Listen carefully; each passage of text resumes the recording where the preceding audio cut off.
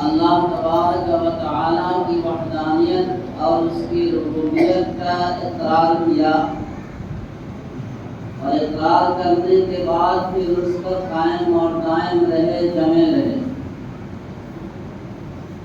تنزل علیہم الملائکہ، وہ فرشتے آتے ہیں اور کہتے ہیں اللہ تخافوا ولا تحزنوا، کوئی غم کرنے کی بات نہیں ہے، خوف و ہراس کی ضرورت نہیں ہے۔ ابشروا بالجنہ، بشارت حاصل کر لو اس جنت کی جس جنت کا تم لوگوں سے وعدہ کیا گیا۔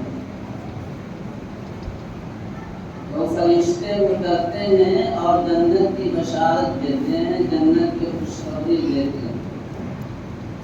کن لوگوں کو جنت کی بشارت اور خوشخبری دیتے ہیں کہ جن لوگوں نے کہا ربنا اللہ ثم استقاموا، اللہ کی وحدانیت کو مانا، ایمان قبول کیا اور پھر اس کے بعد اس پر جمے رہے، تو اس کو جنت کی بشارت مل گئی۔ جیسا کہ نبی اکرم صلی اللہ علیہ وسلم کی حدیث ہم نے پیش کی ہے،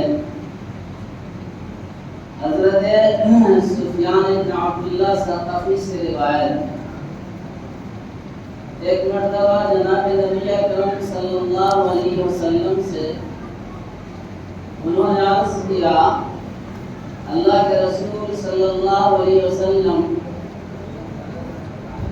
اسلام کے تعلق سے، دین کے تعلق سے کوئی ایسی بات، کوئی ایسا قول آپ ہمیں بتا دیجئے کہ پھر آپ کے بعد کسی سے مجھ کو پوچھنے کی، دریافت کرنے کی ضرورت نہ پڑے، ایسی جامع بات بتا دیجئے، ایسا جامع کلمہ بتا دیجئے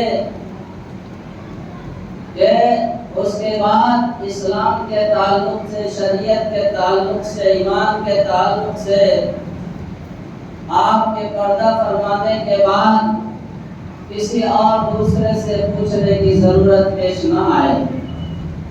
تو آقا مدنی صلی اللہ علیہ وسلم نے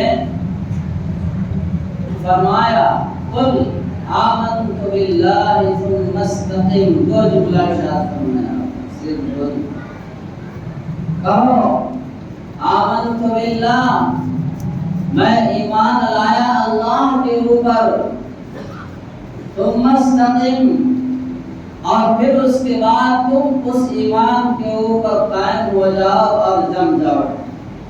یہ تمہاری ساری زندگی کے لیے کافی ہے۔ اگر ان دو باتوں پر عمل کرو گے تو آپ کسی سے کچھ پوچھنے کی ضرورت نہیں ہے، شریعت کے تعلق سے، اسلام کے تعلق سے۔ رہی ایمان، یہ فرمایا آمنت، قل آمنت باللہ، کہو میں ایمان لایا اللہ پر۔ ایمان کا کیا مطلب ہے؟ ایمان کسے کہتے ہیں؟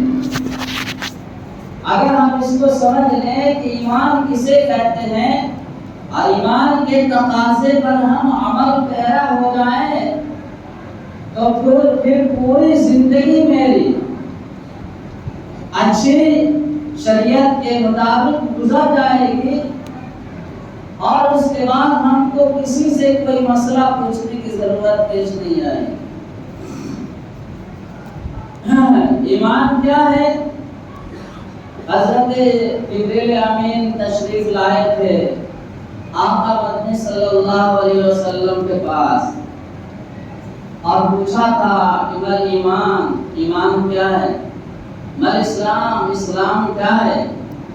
تو آپ صلی اللہ علیہ وسلم نے اس وقت بتایا تھا کہ اسلام کیا چیز ہے، ایمان کیا چیز ہے۔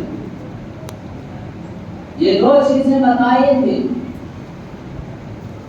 پہلی بات یہ بتائی تھی اس بات کی گواہی دینا کہ اللہ ایک ہے، اس کے علاوہ کوئی پرستش کے لائق نہیں، عبادت کے لائق نہیں،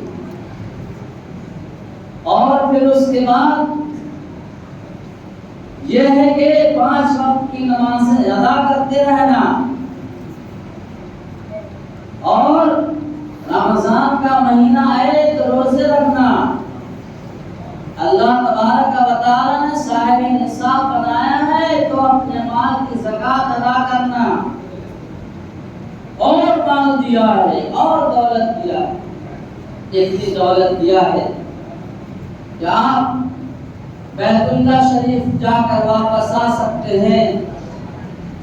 بیت اللہ شریف کی زیارت کرنے کی طاقت اور قوت ہو گئی ہے تو پھر بیت اللہ شریف کا حج کرنا۔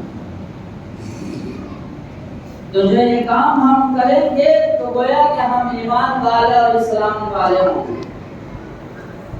اور جب ہم اسلام کے اوپر آ جائیں گے